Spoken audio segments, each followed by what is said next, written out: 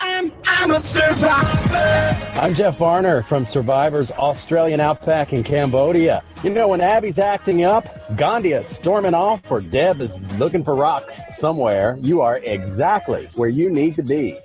Oh my God, this is delicious. Who needs food when you've got Dwaine and David? This is Survivor Talk with D&D. So if you feel me, put your hands in it.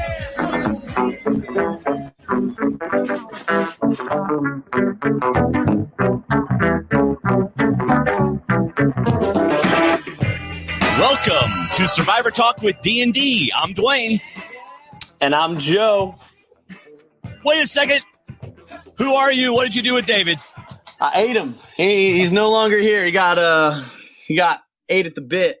Bounced out of here. Well, thanks for joining us, Joe. As you all know, this is Joey Amazing, Joe Anglim from 30 and 31. How are you doing today, man? Too kind, Dwaine. I'm good, brother. I'm really good. I'm actually at my folks' place in Arizona, and I've got about 5 other of my Dirty 30 castmates staying with me, and maybe 2 more on the way. We're picking up Rodney at the airport here in a little bit too. But I got Mama C, Mike, and Tyler and Sierra. We got the gangs all together. Cool. Mama C's been on the show, Mike's been on the show, and Tyler's been on the show. Yep. We got and Rodney's coming in, and so we got it's gonna a good little weekend coming up here this next couple days. It's gonna be really fun. Well, I appreciate you filling in on short notice. David is sick. I was sick 2 weeks ago. But man, you guys are killing it. I'm still getting over pneumonia, and David's just sick. I don't know what he's got. So I've never had pneumonia. Is it as terrible as it sounds? You don't want it. I promise you that. You're so drained of energy, and you're coughing up a lung, and you think you feel good enough to do something, so you get up and do it, and then the next thing you know, you're in bed again. So yeah, it's not fun. Godspeed, brother. Thank you. Yeah. So welcome to our recap, discussion, and feedback show for episode 5 of Survivor Rōng. And, of course, we welcome Joe from seasons 31 and 30, and future season to be named later. Oh. He will not, say that that's true or not. But I'm predicting a 3-tribe game where they pit you against Caleb and Malcolm. Oh. That's my prediction. That's a solid. That's a solid. Would it just be us 3 though? No, y'all would have like a bunch of newbies. Oh, and all noobs. Okay, but just us 3 were the only returnees. Okay. Right, kind of like they did with Coach and them, you know. Yeah, they did it with what was it? Russell and Penner and Malcolm, wasn't it? Didn't they do a 3-tribe? They might have captains. Done that. Wasn't there a? With Malcolm? There was it wasn't. It was on Malcolm's first season. Yeah. When they got down, they were 3 the 3-tribe captains. Right. Attorneys. Yeah. Right. And so that's my prediction. It'll be you, Caleb, and Malcolm heading up the tribe. So that's what I'm thinking. We'll see. What about? See, I've been thinking about it a lot. Like, what if it was? Could it be heroes, villains? Could it be fans' favorites? Hero on that. Yeah. People have been telling me, like, look out for all-stars. I don't know. Yeah. I mean, you do that too. I don't know. I just see that, Probst really liked Caleb. Well, not at first, but he grew on him. Yeah, it grew on him. He didn't like him. Caleb was like a 3-week before add-on, And so he really, like I'm telling you something you don't know. I mean, well, I'm just saying, because here's the thing. Jeff, I know that Jeff wants to keep the nature of the show in around Survivor. So right. I just don't know how the co-network feel. Yeah. How that was reciprocated. I don't think that's the high, Well, I got that information off of Dalton Ross's interview. Probst said, I didn't want Caleb. I fought him or I fought getting him on. But once I got him on, he's great. I mean, like Caleb's not going to be back on, right? And like Jeff to judge a book by its cover. I mean, how many times have we seen people that probably shouldn't be on Survivor ever go all the way to the end. Like, it's an amazing thing, actually. Yes. Or people who win, who he's like, I wish you had played a different way, Kim. Oh, don't. I mean, she's a great winner. No, she's a great winner, but I bet Probst is just like, let's go on. Let's get an alpha male to win. You know how? Yeah. Alphas and omegas. Yeah. Yeah, nah, Jeff. I think he's surprised. I think he's surprised by this cast a little bit. Yeah. Because it's hard. There's a lot of big personalities, and some of them know how to talk to the camera. Some of them get it. They understand how to articulate their story, and then some of them just don't. So I think he's kind of depending on who it is. Yeah. So we do have a first question. A friend of the show, her name is Chaos Cass, wanted me to ask you, was the showmance between us real? That's what he wants to know. That's what. Of course it was real. Even though everything out there is gameplay. I mean, come on. Chaos. My heart, it hurts. I don't care what anyone says. I love Cass. Me and her connected out there. Yeah. We had a cool thing. We had a good thing. Yeah. She didn't piss me off. I mean, it just didn't work out. It just was a tough point of the merge, and I had to go, sorry, girl, I got to let you go. Yeah. Yeah. But no, she's a good old gal. She lives out in the country. We'd get along just fine, drinking beer and ATVing around. She's moving to Texas, Mike's neck of the woods. I know. By the way, new neighbors in town. If we hear Snapchat in the background, we'll know that Mike is Snapchatting somewhere. Snapchat. Does he ever do a Snapchat without yelling that? I don't know. I think I don't think so. Maybe like one. I don't know. Maybe. I mean, he'll just I'm waiting for him to just bust through this door. Oh, I know. Like, someone's coming in. I want you to know. Like, they're probably watching. Well, no, they're probably watching basketball. But anyway, so they're all, I don't know, passed out on the couch or something. Yeah. I don't know what they're doing. Yeah, they've already started. We're watching Survivor without me. They're rewatching it. Yeah. Now, you're in Arizona where they do not observe daylight saving time, correct? Yeah, what the hell? Yeah. So we're weird. We're a weird state. We do a lot of messed up things. You're probably like 6 o'clock right now? Yeah. Right?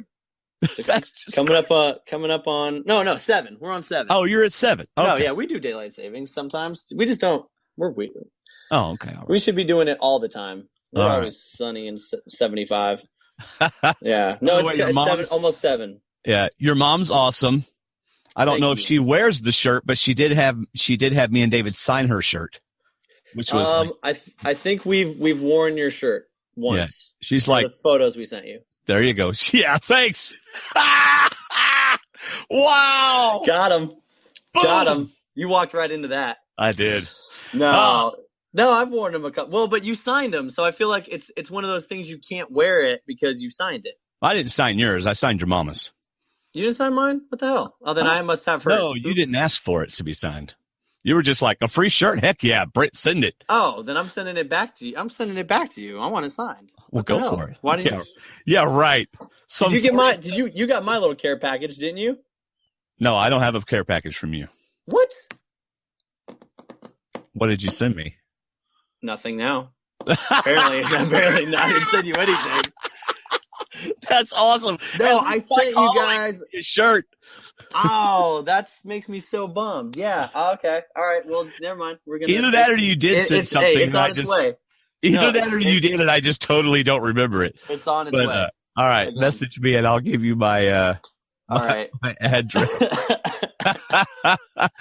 By the way, y'all that are watching live, if we're out of sync, it's not. It's a Google thing. It's a YouTube thing. There's nothing I can do about it. I've got a super fast connection, and I probably don't. So, but that wouldn't affect me. So I don't know why it's doing that, y'all. I'm sorry if it's doing that. But thanks to everybody that's watching live on our website, SurvivorTalkWithDND.com or STWDD.com. Enjoy the chat room. Tonight, Joe and I will recap and discuss the episode. We're going to tackle listener feedback, iTunes reviews, and a really exciting Miko Challenge announcement. That'll be at the end. So hang around for that. Coming on Sunday, April 3rd, Kelly and Friends, a patron podcast. It'll be a call-in show for all of our D&D patrons. Kelly has invited a couple of her Survivor friends. So far, her dad, Dale. Have you ever met Dale? Met Dale. Yeah. Good old Dale. So we're going to have Dale on there. I've met Dale a couple times. We're going to have Kelly. We're going to have Varner. And one more person to still be named. So good. It's going to be, it'll be a lot of fun. It's going to be so good. Oh, yeah. It's going to be a conference call for our patrons. It's going to be fun. Awesome. All patrons that are as of March 30th. So, and I'll save all the other stuff, patron stuff, to the end of the show. So there you go. All right, let's do this. It's time to talk about episode 5. Bam.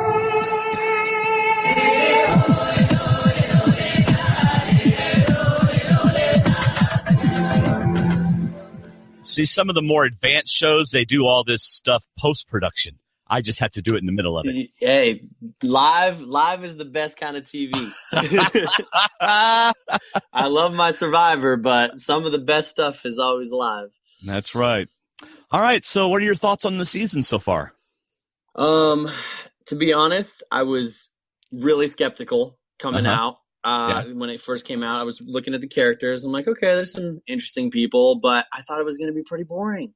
Yeah. And I'm actually really glad because I'm really surprised and I'm unspoiled. I don't ask. Right. I don't tell. Whatever I hear, I don't say, so I'm really good about keeping in the dark. Right. And I'm really surprised. I like the development of the characters. You got a couple people to root for. You got a little bit of drama. The elements are wearing on people. Yeah. It's tough. It's grinding, and it's good. 3-tribe dynamic. I know. So it's good. Did any tribe surprise you off the bat? I have one in mind.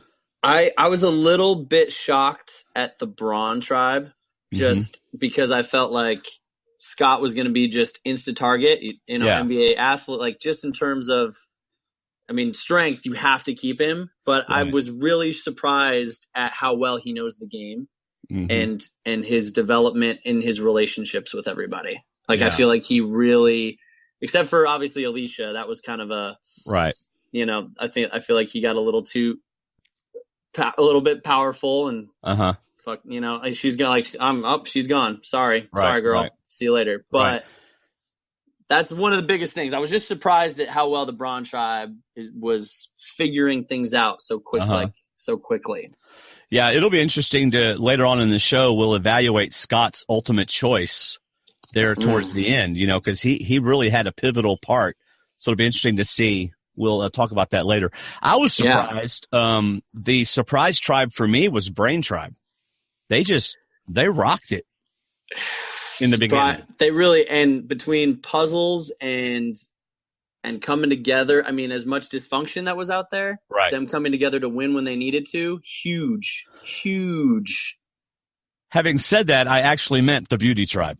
I was going to say, I was thinking for Brain, but Beauty's got great, but the thing with Beauty, they had great chemistry. Everyone was like, except for maybe Nick, but everyone's vibing, good vibes. That just creates such an amazing dynamic when you're out there. Yeah. Makes everything 1,000 times easier. And Debbie's surprising me. She hasn't, people haven't kicked her into the woods and told her to never come back. So yeah. Go Deb. But isn't that her game? Doesn't she want people to say, like, go over and sleep over there and look a little? That's right. I think she wants to look crazy. She's owning it. Anybody that swings on a branch like that, yes, they want to look crazy. Wasting calories, girl. Wasting them. It's good camera time, but she's wasting those. She's looking. I think she was 20 pounds lighter on day 7. Wow, that's crazy. Just by looking at her, I thought she already lost. Well, she told Sydney she was ripped when they started. So, to be honest with you, I had a hard time telling her and Sydney apart at the beginning. She was so ripped. So, yeah. Except for skin tone. Yeah, skin tone's a little different. Baby. Hairstyle, bathing suit. Yeah, but other than that, So David and I usually do initial thoughts, and then we kind of talk through the episode. Yeah. So I'll give you the honor of doing, if you have any initial thoughts, you can do them first. Initial thoughts. I was surprised to see Neil. Surprised to see Neil's character development really just explode in this episode. Yeah. Between humor, obviously the idol, and just the way he's articulating the game, the way that he's confident, but he's still kind of built. He got a great episode. Very pivotal point for Neil in the game. Yeah. Still not seeing Joe. Joe's invisible. Yeah, Joe's not. Yeah. Well, next week we'll see a little bit, but I don't even know how much of that we're going to see. But yeah, Neil, I've been waiting for Neil to do this. He's my pick to win, actually. And most people are going, Dwaine, that ain't going to happen. But I've been waiting for this to happen. So I'm glad it happened. I think he's in a great spot. I liked him since the beginning. He kind of plays this very aloof, right. I'm kind of a goofy guy. Yeah. Which he said he was going to do. If you watched all the preseason stuff, he said, look, I'm going to hang back and they're going to think that I'm not a threat. And then when it's time, I'm going to start winning the challenges and stuff like that. Yeah. And he's already proven to be good at puzzles a couple times now. And even just, did you notice in the episode when he was pulling in, when they were pulling in the puzzle pieces, and he said, put them together, get less resistance. Right. That awareness and wherewithal in the game to be able to pick up on little cues like that in high intensity situations, that's a really good quality of Neil. Yeah. I mean, it's game changing for people that have that. He was pretty much doing the puzzle. Debbie was handing him pieces and he was pretty much doing it from what I could tell. Yeah. Well, and that's the key. You just go as fast as you can. It's a time based. So you just, if the piece doesn't fit, next piece doesn't fit, instead of sitting there going, oh, I don't know. Yeah. He was just on it. I was impressed. I was very impressed with Neil in this episode. So would you give him advice maybe later in the game? Don't win so many challenges in a row, maybe? I mean, it sounds like good advice. Someone should definitely take that advice. Maybe 9 times out of 10. Maybe if you're going to start winning them, you might as well win them all. Just win them all, right? All right. I mean, I wanted to. I had to try. I really thought you might, but you didn't. So, I will say this: if I don't pass out, no, we can't do that. We can't go there. We can't do that. I don't know. It never. The woulda, shoulda, couldas, but yeah. Yikes. Yep. So I have initial thought. The spur of the moment twist totally messed up the beauty tribe. All the beauties. Yeah. Totally messed them up. And let's go ahead and discuss this now, and then we won't have to talk about it. Do we like what they did, or should they have done the 7-6? I like the twist. I do like the twist just to resolve the odd number situation. But yeah, man, that's such a hey, you're safe, but you're getting disconnected from your entire tribe. But in this case, it really hurt her tribe more than it hurt her. Yeah, but if I'm Julia and now it's Anna over there, right? You're thinking, God, I wish I was. The chance of you going home is non-existent. Well, I would much rather it be non-existent than me even have a possibility of going home. Yeah. It's kind of like, how do you really know? How can you really gauge it? I guess what I was thinking was, because they did this twist, whichever tribe, the person that was alone, whichever tribe they were originally on, that tribe is automatically in trouble at the next tribal council. That's my thought. For me, I'd almost kind of, I don't know, maybe they do something 7-6 right then, and she gets to come in at the next immunity challenge or something. I don't know, something different where the beauty just doesn't get sabotaged like that. But oh well, whatever. Yeah, I mean, like, what else do you do? Like, where else? When else would you? Like, if you're Jeff going, okay, we have 6 and 6, and we have this one person, you can choose to go left or right. You can give them the choice. You could say which team, like which what tribe team do you want. Yep. You could also say you get to be on the winning tribe, or you get to be on the winning tribe. Mm-hmm. We're going to have a competition. You get to be on the winning tribe. All right. Yeah. So, or you could just have like 2 people square off in a head-to-head challenge. They each vote right there. Send the 2 bottom people. Right. Oh, there you go. Like, and then they battle, or I don't know. Like we could spend days talking about hypotheticals. I know I could, but yeah. There's tons of, but it does. It really like. I mean, I also just wish that there would have been some type of really awesome incentive for Julia when she got back. Yes, because she was outed. Insta-clue for an right idol, or an advantage or something, another twist. Yeah, give her something besides being safe. Give her something else while she's there. Maybe she gets a nice meal, or maybe she gets a clue or something like that. Speaking of idols, so we have Jason and Ty have idols at the beginning, and then of course we have Neil getting one. Do you like the whole super idol twist? I don't like super idols because I think it's too much power in the game. It's way too much power. It's way too much power. Literally you can just sit on a super idol as long as it's stupid how much power you have. But I like how I like the dynamic. I like how someone's got to get together. Yes. And then as soon as that happens, someone's not going to get that idol. Like, well, okay. If that happens. Let's say you and I are on the island together, right? Mm-hmm. And you found one, I found one. We get to the merge, and we kind of find out we each have one. In my eyes, we both have a super idol. Yeah. Essentially, like whoever needs it for that vote. But why wouldn't you just individually use it when you needed it? Well, you wouldn't need to. Because if y'all have an agreement, look, if one of us gets voted off, we're going to, of course, that involves a lot of trust. Exactly. So, that's kind of the, I would just say, like, as soon as you get wind of my name or your name, let's get it off our name. Yeah. And try to play an individual. Yeah. If we need it, because you have to. Otherwise, it's like a, well, I got voted out. I have the other half, and now what? It'll be interesting to see how it plays out this season. If it actually becomes a super idol. Excited. But even if it doesn't become a super idol, it's already playing into it. Oh, 100%. Because 100%.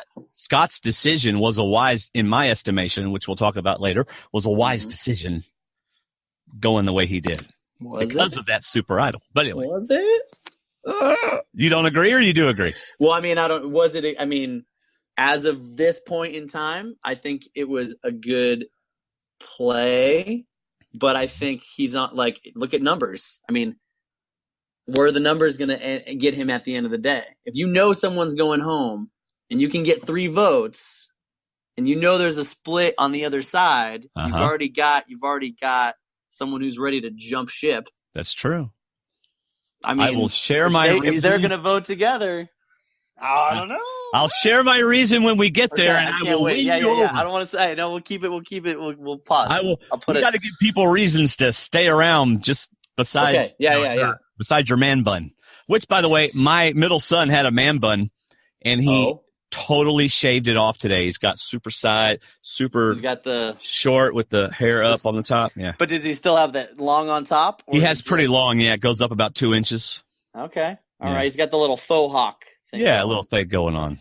So yeah, that's good. Looks completely different. So yeah. It's the long hair. It's only for some people.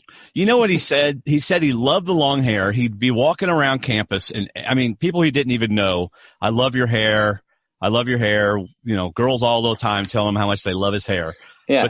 But then he said, but I went to the beach with some friends and it was just a pain in the butt. And then he goes, and then I was all dressed up for this prom that he got asked to go to. And he said, I just didn't like it when I was at the prom. So he got it cut. So you're right. Was it like 4 or 5 inches? Maybe it like was just enough to get like a baby bun. He had just gotten about 4 weeks ago, was able to start doing a bun. Yeah. Okay. So he was just coming out of the awkward stage. I know. He needed to give it like another 6 months and he would have been fine. He gave up on it.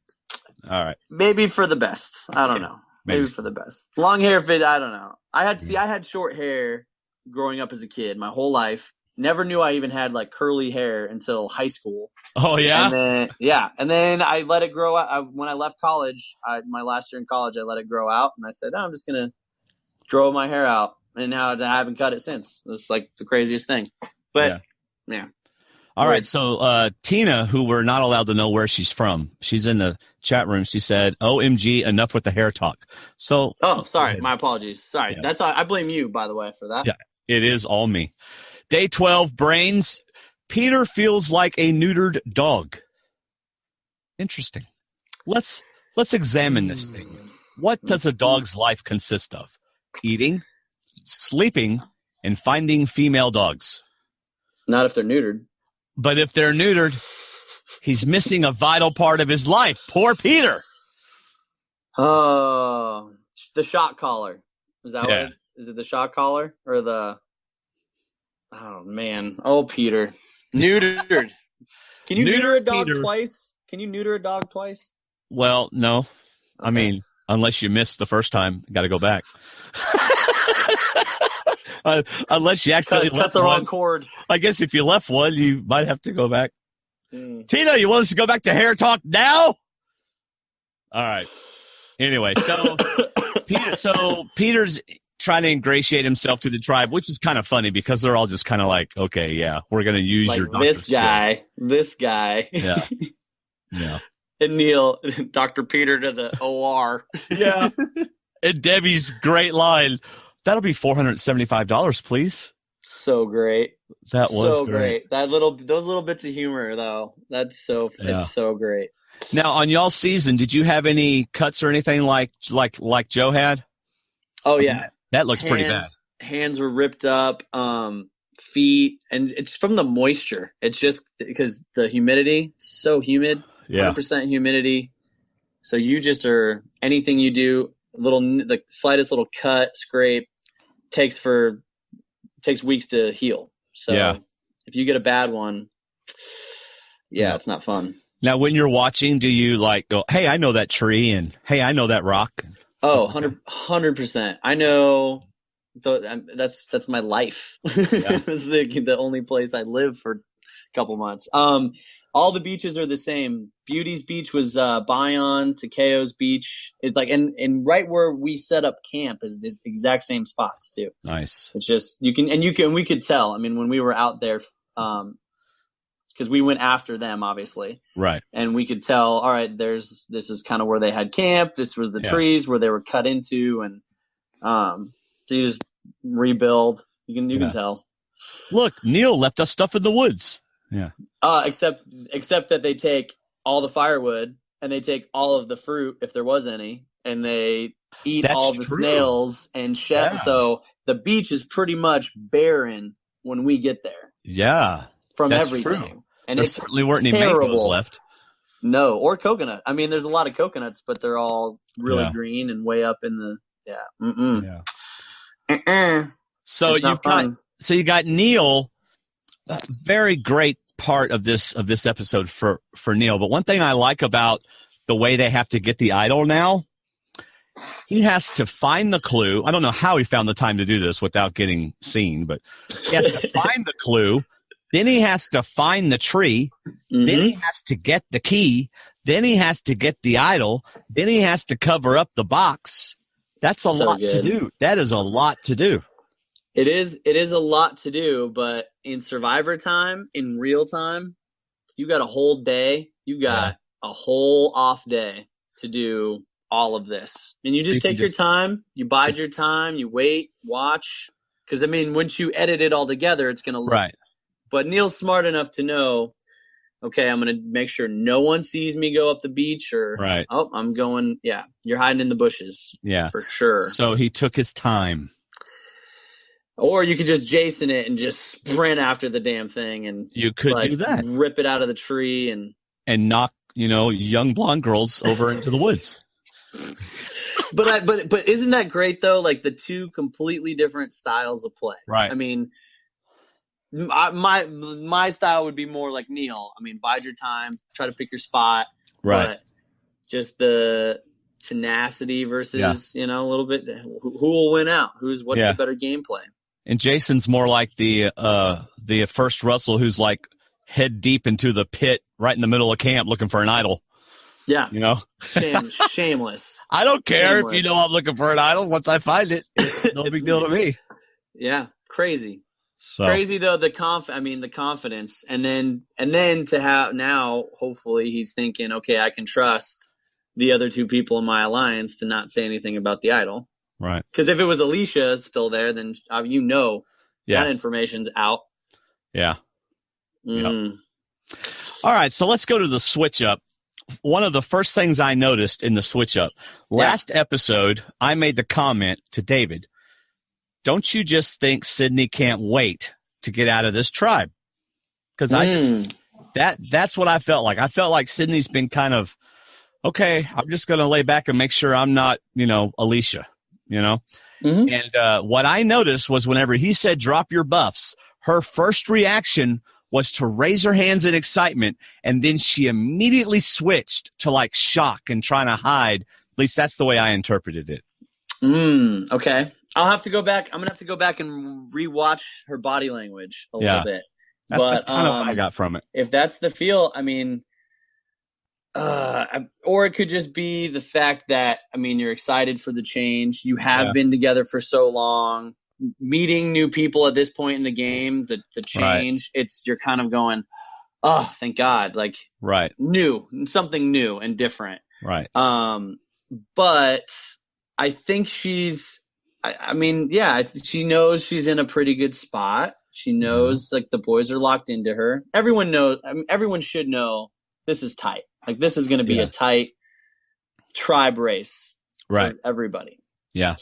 So Probst says why they're doing the changing of the plans. They were going to go ahead and, I don't have to tell you all that. So you already know that.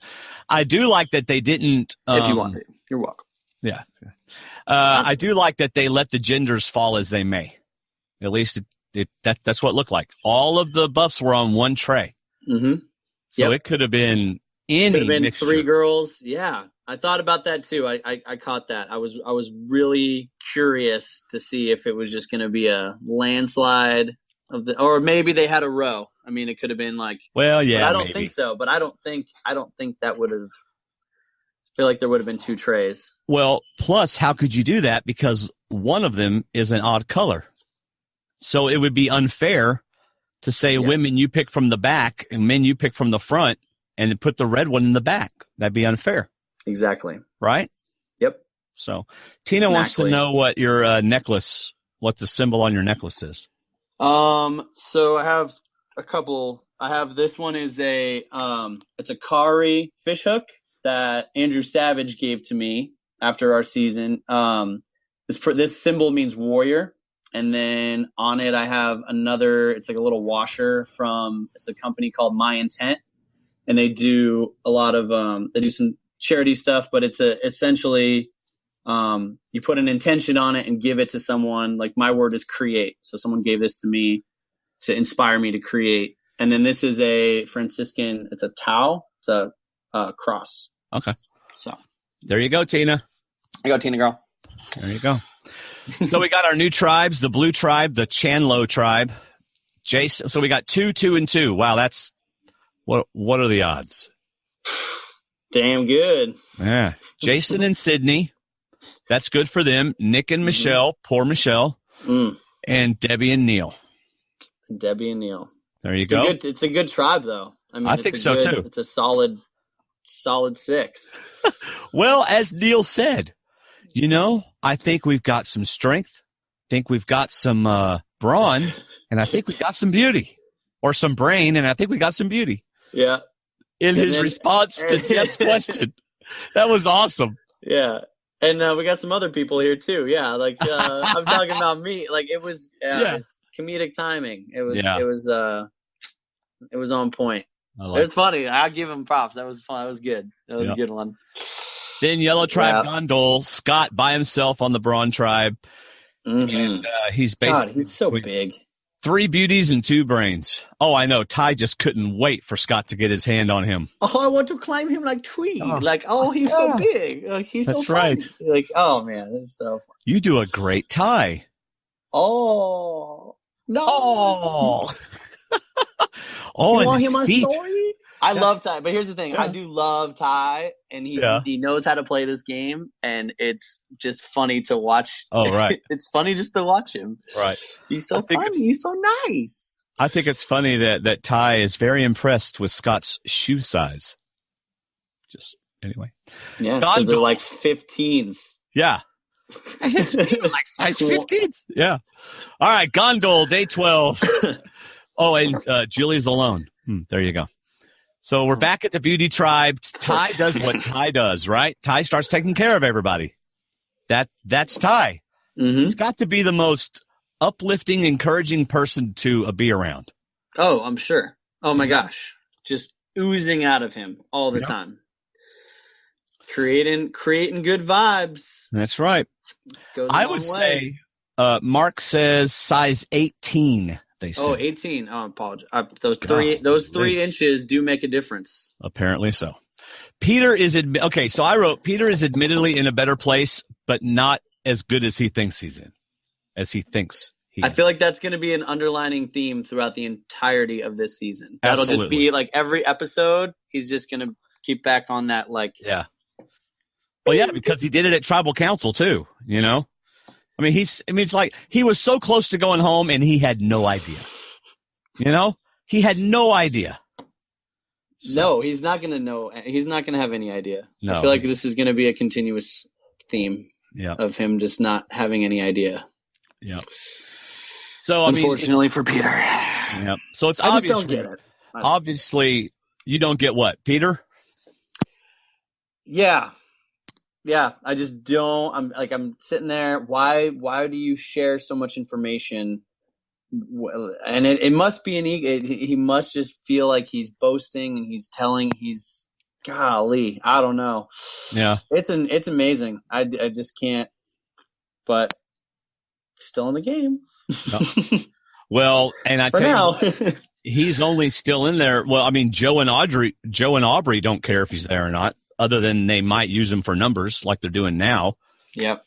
But, I mean, if you think about it later on in the episode, whenever Joe and Aubrey are talking to Peter, yep. they just kind of dismiss him, Mm-hmm.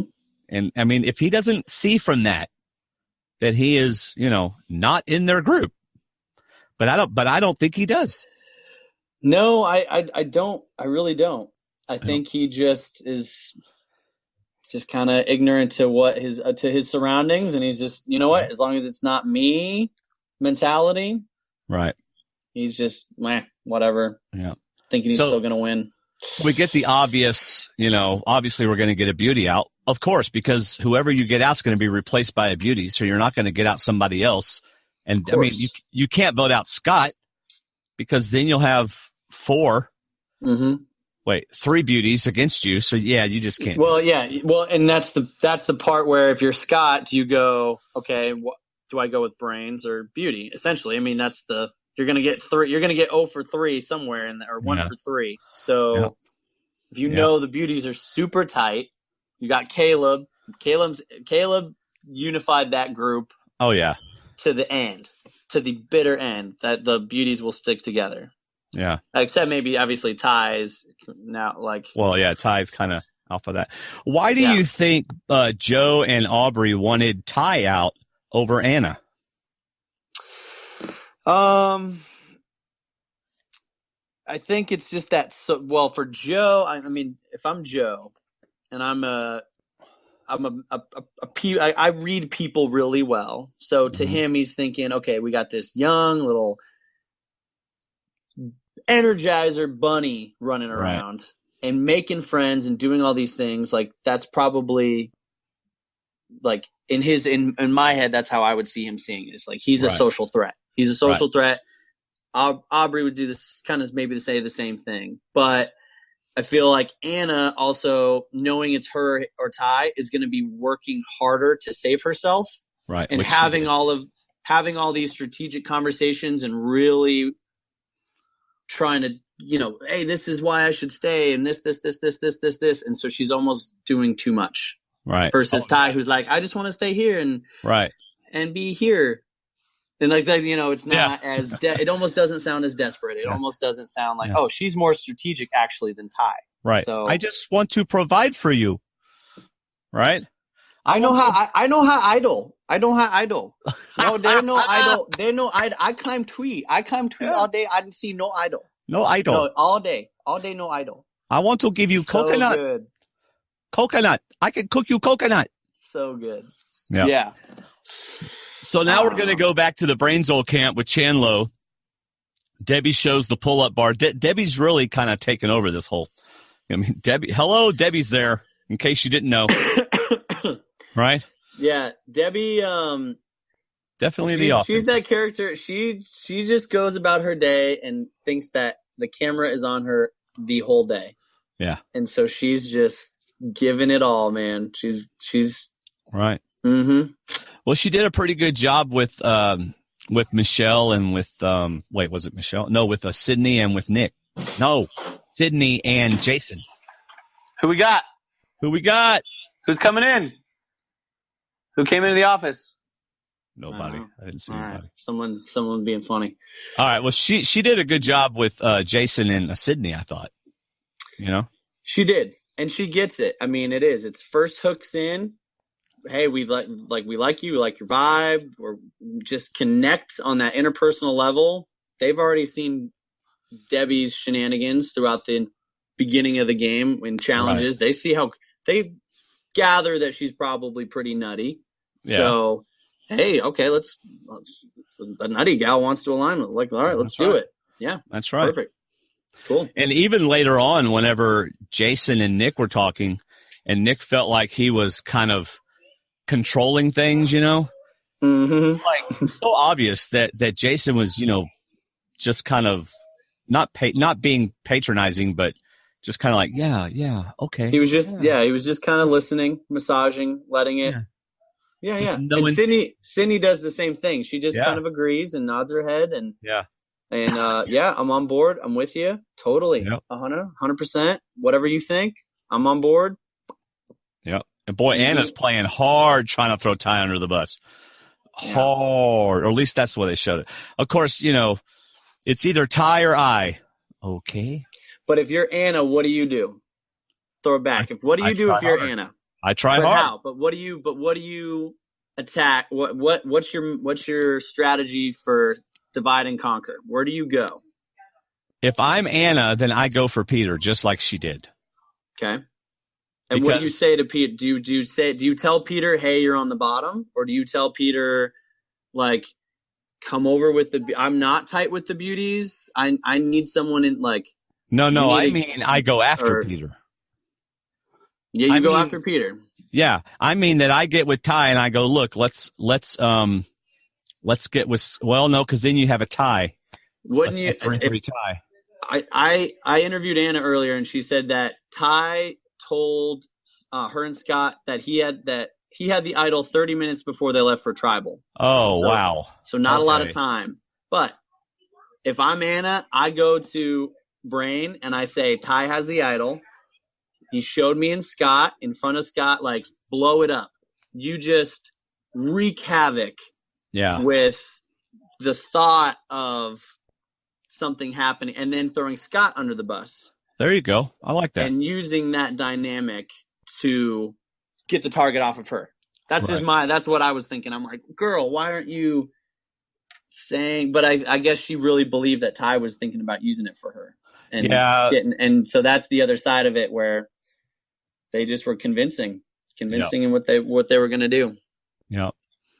All right, so we get a little bit of Julia off by herself, a little eerie music. Poor girl. Getting crushed. Yeah. So, anyway, immunity challenge. Anyway. I mean, don't there's care. Not much to say. Sorry. There's not much to say, you know. Sorry. Basically, she said, I'm only 18. I wish I had other people here with me. That's pretty much what she said. Yeah. I'm not doing good. So, poor Michelle accidentally goes to her old mat. I thought that was funny. You know, when they go back to the immunity challenge. That was pretty fun. I'm glad that was left in. That was pretty fun. Hey, go to the next mat. Yeah. What in the world were they thinking sending Scott and Aubrey?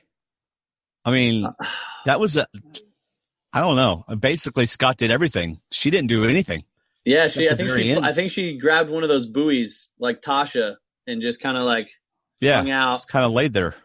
And waited for him to finish. And then, did he pull her in too? Did he pull? No, at the very end, when they were on the island, when they were on the sand, she was holding on to a string. Ah, gotcha. Okay. Wasn't sure. I thought I saw her. Like, I thought she was dragging her too in the net. Yeah. I wasn't. Not sure. I guess maybe they somewhere in there. Know. Well, let's see. Maybe Joe wasn't a good swimmer. I don't know. Yeah. Let's see. I would think maybe tie and Scott and let Aubrey do untying, you know? But yeah. But may tie finger. He will fast. He moves. Yeah. He got fast finger. Very good with finger. Yeah. I wouldn't be getting in the I'd be like, no, I'm not going in the water. I'm good. Yeah. I'm gonna save my energy. Yeah. Well, Debbie and Neil just dominate the puzzle. I mean, they did. So. They really did. It was good. Yeah. They crushed it.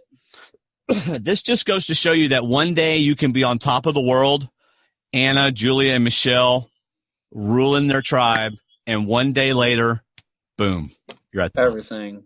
And even in the prior episode with the challenge, I mean, you can think like Caleb, healthy, great, fine. Next day, you're waking up in a hospital going, what happened? That's right. It's the game changes so flipping fast. These are the kind of things that Andrew Savage hates about Survivor. It is the reason. What I love about Survivor. It's the reason he loses. Hey, you can prepare. This is why I say you can prepare for everything and expect nothing. Like prepare for everything, expect nothing, because it's going to change. Yep. Who dat? Who's this? Want to say hello to my mother? Hi, Michelle. That is not. Oh my gosh. Hi, Michelle. Hi. We live. Yes. I love you guys. Well, thank you. I was just giving him crap because tell her signed my shirt. Tell her. Yeah, let me talk to her for a second. He says you have never worn the shirt we sent you. I said once for a photo. That is once for a photo to send me. I was kidding. He's totally kidding. Because from now on, I'm going to send you every time I wear it. Oh, yes. Great. Well, it's good to see you. Don't tell anyone this, but you guys are like the only podcast I listen to. Oh, well, there's plenty more that are good, so you should listen to them. Well, no, that's true. I know. I just don't have time. Yeah. She doesn't have time for me. He keeps me crazy. Yeah, I bet he does. And the girls. I bet he does. Yeah. Oh, yeah. Why don't you go ahead and promote anything that they're doing? Y'all go ahead and do that. Well, they are actually singing the national anthem this Sunday at the sold-out Giants-Rockies game. Nice. They spring training. Baseball. Which is awesome. There's a lot of great fans. And then they sang last Saturday at NASCAR. Cool. And they sang at the Cubs Diamondbacks game before that. And they're actually doing Marcus Luttrell and Danny Dietz, who, not Survivor Danny Dietz, but he was one of the first Navy SEALs that was killed during that mission with the lone survivor. Mm-hmm. Well, they were invited to that Memorial Foundation fundraiser at the end of May. So we're flying to Texas. Cool. And they're going to do that. And They're just doing the gig tomorrow night with all the survivors. Yeah, they're performing at a bar out here in Scottsdale. They're going to perform, do an hour and a half set. Country music, and that's great. It's fun. Well, cool. A lot of fun. I didn't mean to interrupt, but I'm so glad I did. I didn't know it was you. Well, I'm glad you guys. did. Well, thank you very much. Okay. Thank you. Right. Bye-bye. Love you. Bye. Ask your mom about her daughters, and she will tell you everything. Forever. That's right. But she does it to me. She's awesome. That's right. God, stupid. She's incredible woman. Yep. Put up with my ass for all these years. Yeah, well, our moms were great. Even though it irritated me to death that my mom would stay up until I finally got home, but I'm glad she did. I mean, she loved you. That's right. She loved you. That's right. Yeah. All right. Anyway, sorry. All right. So let's get to this back at camp thing. What I was thinking was, first of all, Anna goes, I love Survivor, I love Blindside, and I love Immunity Idols, especially hidden ones. And I thought, you're going home. A little foreshadowing. Yeah. So I feel like there was a lot of foreshadowing in this episode. All right. So let's get to the Scott thing. Scott ultimately makes the decision. Of course, I didn't know that this was found out 30 minutes before, but yeah. If he sticks with Anna and Ty, then he, Anna, Ty, and Julia are in the majority. Mm-hmm. Right? If he went with the plan and got rid of Peter, mm-hmm. then he's in a majority because then they've got 3 beauties instead of 3 brains. All right. Yep. And that might look like a great thing, but I think he made the right decision. Mm-hmm. When he sticks with the brains, then hold on, I got that wrong. But if he did it the way close. He did, if he did it the way he did, then he isolates Ty. Mm-hmm. Okay. Not only, he's still got where he's with a 3-person majority, but now he's isolated Ty and his idol. Yep. So until that Julia comes back, but yes. Yeah, but see, now there's not 3 beauties with an idol. Also true. You see what I'm saying? Mm-hmm. So by going ahead and getting Anna out, he weakens Ty's idol, and because he talked to Ty and trusted him with the Anna information and everything like that, mm-hmm. he's now built that relationship with Ty, whom he knows has an idol, and Scott has access to Jason's idol, or at least to get those 2 guys together. Exactly. So that's why I think Scott made the right choice. Yep. And Ty, of course, in Ty's mind, he's thinking, well, if I have to trust Scott, because if I don't play this and I go home, so now I can trust Scott. Right. On the opposite end, he kept my secret safe. He's protecting me. He wants me in the game. We're friends. All of those things. And there's dissension in the ranks on the brains. So he's got options. Yeah. For somebody who was the lone Brawn on that tribe, he is certainly in a very good position. Absolutely. And knowing he's got 2 other people on the other side that are mm-hmm. locked in with him. Yeah. He's thinking like, but what do we always say? As soon as you get comfortable. That's right. As soon as you think you're fine. You're not. That's right. That's right. So we'll see. So what'd you think about Tribal Council? Another awesome display of holding your tongue from our boy Obama. Uh-huh. And great body language. I really would have loved to have seen that in real time and watching the ebb and flow of the conversation of everyone's answers. Mm-hmm. But yes, the Scott's body language of just kind of like real calm. Just take it easy, Ty. Like I hope everything goes right. Uh-huh. And then and then Ty played it off great. Ty, he's got gamer in him. He knows how to lie and build not even a sob. I mean, obviously he's playing his sob story a little bit. He's mentioned it many, many times. He's mentioned his story, but now we see Ty is able to look at a bunch of people and go, I can totally lie. Right. And play this game. So. Was there ever a moment during Tribal that you felt like Probst had to suppress a laugh? Well, maybe a laugh, but was he kind of just cueing like to Ty, like, hey, shut up.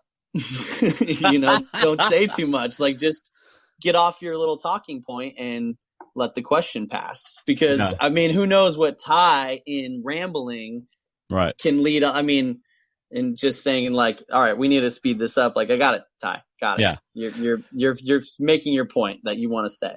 But the time that I felt like Jeff was shocked into almost losing his composure, and I'm probably wrong. I mean, it's Jeff. Oh no. Was whenever Joe said Jeff loses his composure at Tribal. Okay. Whenever Joe said, I think the twist is there are no idols. And I thought Probst was going to go. I thought he was going to start laughing at him. Hey, so. I was guilty of that, though. I was guilty of that. In 30, I was like, there's no way. That's the twist of 30. There's no idols. And then even in 31, I'm thinking, okay, obviously everyone knows the game. They're not going to say anything about idols. But not even a clue. No, nothing. You start to think like, wow, maybe there isn't Maybe one. there isn't. That's right. Because one day it's going to happen. Yeah. There's just going to be no idols and people are going to lose their minds. But Probst is still going to say, if anyone has an idol, now's the time to play it. Once the votes are read. and then you got Kelly Wentworth who stands up with 4 of them. That's right. What happens. Then you're like, damn. I don't know. Yeah. Yeah. No, it's good. It was great, though. It was great. And he still doesn't know. That's the best part. I know. He still doesn't. Yeah. Joe still thinks that there's no idols. And Ty's like, that's right. I don't think there's idols either. Yeah. That was hilarious. So got to plug in here. And then you got Peter saying, I'm in a position of power. Again, this is where his confidence is going to be his downfall, and they're setting us up for this, right? They are setting us up for this. I mean, you've got to at least think. Like think the underlying in your face theme of Peter is he thinks he's on top, guess what? And I think and so eventually it's either gonna catch up to him or his character is gonna just take this drastic turn and he's gonna end up having to come to terms with how he's been acting and he sees the light or not. Do you think he has a little bit of Spencer in him? Overconfidence, maybe, and when you think you're in a position of power, you say things? Yes, a little bit, but I think Spencer's smart enough to know what and what not to say. Well, until that last tribal council, then he kind of blew that. Well, not to say I blame it on the fatigue of the game, but at that point, articulating all your thoughts, not listen. I mean, I think there's other factors, but I think Peter's is strictly just it's just an unaware, egotistical thing that he does in conversation. He doesn't even realize it, but he does. He's very boastful in his own way. Yeah, I don't see Spencer doing that in the normal course of the game. I was just wondering if whenever Spencer feels like he's in power, does he kind of get that a little bit, like the little bit of overconfidence that can blind you from, or make you do something that, I probably shouldn't have said that. Right. I probably shouldn't have done that, and I maybe let too much out of the bag. Yeah, otherwise, I wouldn't compare Spencer to Peter in any other way. No. I enjoy watching Spencer play a lot. So I have a question for you. Yeah. Anyway. If would Probst have allowed Anna? Okay, I get blindsided, right? And that guy was supposed to play an idol for me. What's to stop me from going, hey, everybody, Ty's got an immunity idol? Nothing. Probst would have let her say whatever she wanted? Within reason? I think no. I mean, that's the beauty. This is what's fun about Survivor. That's the beauty of this game. You have the information. That is power. So if she wanted to say that, she can say. I mean, and there's nothing that anyone can do to say, or I mean, it's going to happen. So, but the problem is in a situation like that, Anna's so distraught that she's going. I mean, going back to like, oh my God, I just got voted. Like you're not thinking how we're thinking right now. Right, I mean, you're just so in the moment and so involved that you don't see clearly. You don't think. Yeah. And then the food, that's the hardest part about this game, Dwaine, is we rationalize things here at home so well because we're full and we're sleeping well and all these things. But when you have the rain and the bugs and the people and the paranoia and you are in it for now 3 weeks, your brain's just fried. So you're not thinking straight. You don't think how we think right now. Right. That's what's messed up. Like you just can't compare it. You know, another thing I'm thinking is once you're voted out, anything you do is post game, unless you're going to Ponderosa. All right. Yeah. Unless you're on the jury. But in her situation, to do that, that's post game. So she's hurting someone's game after she was out of the game. Yes. Which kind of to me would be stepping over the line. Yeah. I can't hear you because Joe has his speakerphones in. Here, no. Give me one. Yeah. I'm only going to say let's say hi. They don't want to talk to me, so I'm going to let's say hi. What's up, Dwaine? Hello. Snapchat. How are you, Tyler? What's up, man? What's going on? Good to see you guys. How are you? I'm doing great, man. How's the season going? How are you guys feeling about the season? We're liking it. Dude, I love this season. Surprising us a little bit, I think. Well, that's the beauty of Jeff Probst not going on and expecting too much from it. You know what I mean? Yeah. That's him letting the fans rate this season the way that Survivor should be, with no what's the word I'm looking for, Tyler? Hype. Pre-hype? Let's go with that. Well, yeah, let's go hype. Yeah. Let's just go with hype. Yeah. You know what I'm enjoying about it is it's not like all strategy, which I like, but they're always going to flip it on and blindside the audience at the end anyway, Tribal. Yeah.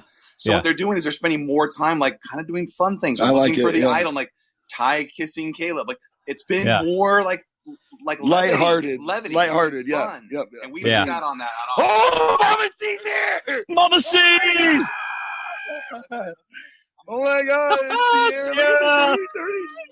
Hi, baby. How are you? Hello, good. Sorry, it's the first time I've seen Mama C in a long time. Hey. Just right now. Hey. Good to see y'all. Hi, Sierra.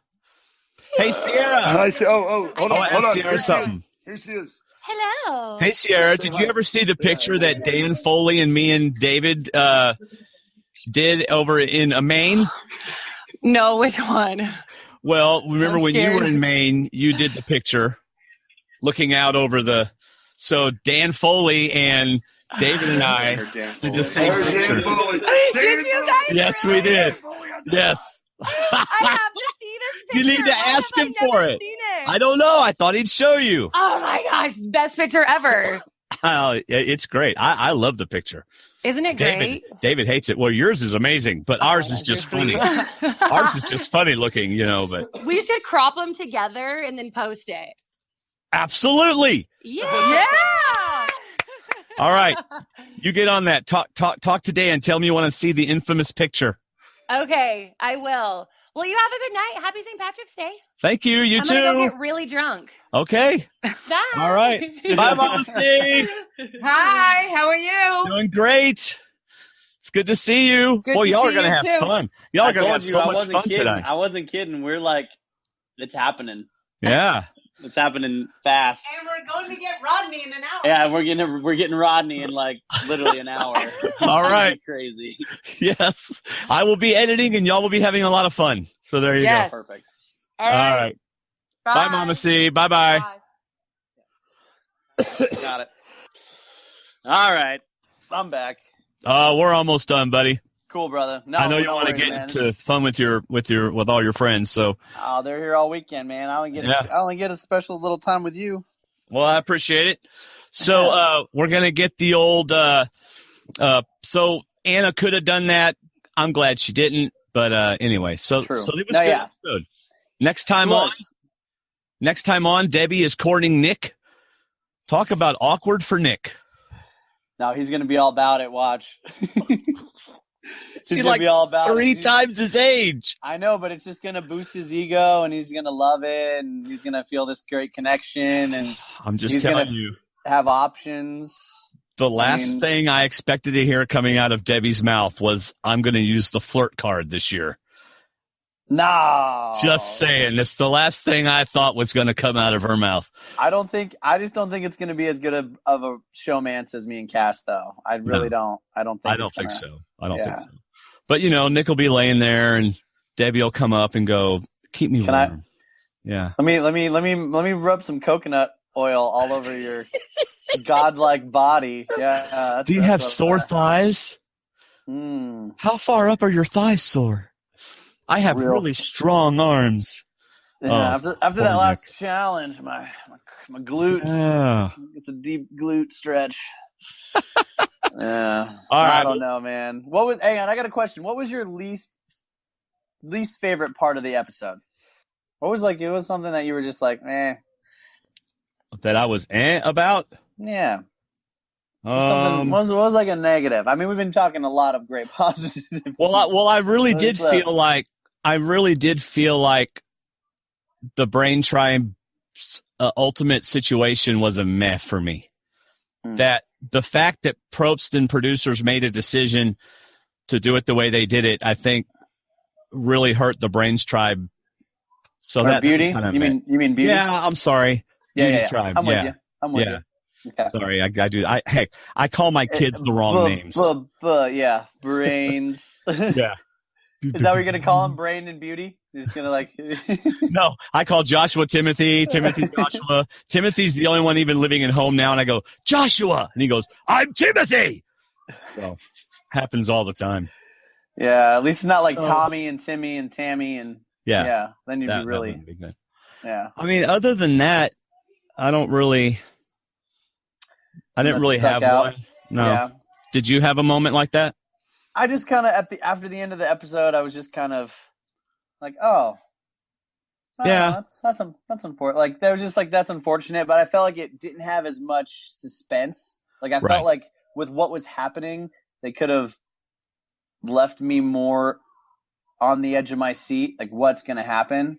But how could they have done that? Because it was so obvious that a beauty was going home, no matter which tribe lost.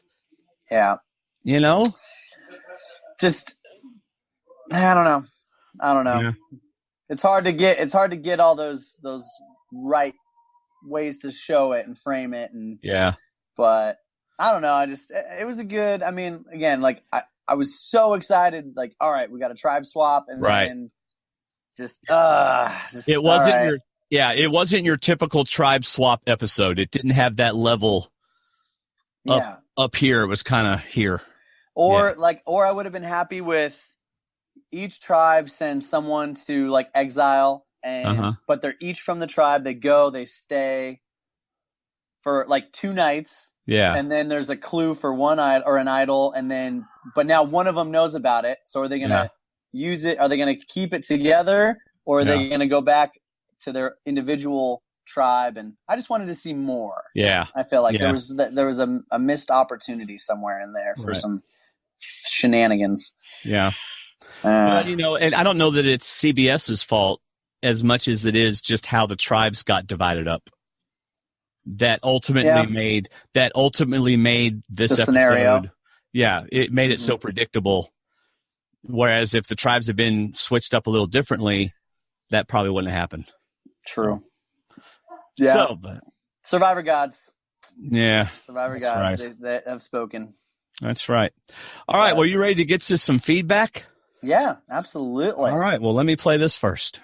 Hey guys, this is Jennifer, and I just wanted to steal a moment during my favorite podcast to remind you to use D&D's Amazon link when you shop at Amazon. Not only do you get everything you need at Amazon, you're also helping D&D continue their great podcasts. So always use www.stwdd.com/Amazon when you start your shopping, or make it even easier and just use their links on their website and the D&D Facebook group. That's all I wanted to say. Now back to more D&D. There you go. I used to do my own, but her voice is prettier. Way better. Now can you change the accent? Can you do like British, Australian. Does you have that? Hi, Dwaine and Wait, Joe. wrong one. This is where I am. The Miko. Oh, the Miko challenge. Miko. Yeah, you will hear that later. No, that was an actual woman that did the other one. So gotcha. I can't really change that up. Hey, well, do you mind reading both of them? Do I mind? No, I think our fans would like it if you read them both.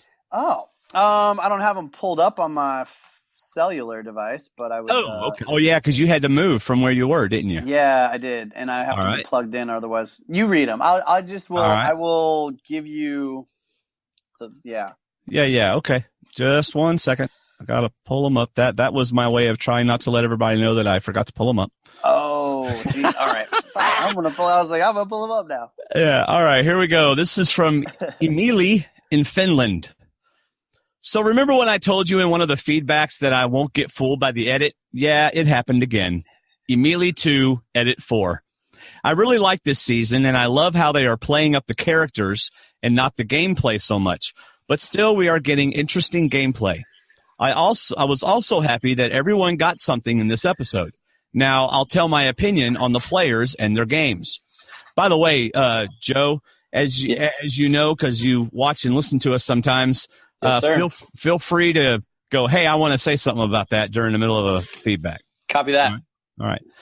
Takeo, Julia, it was so brutal when she had to go to the Brawn tribe alone.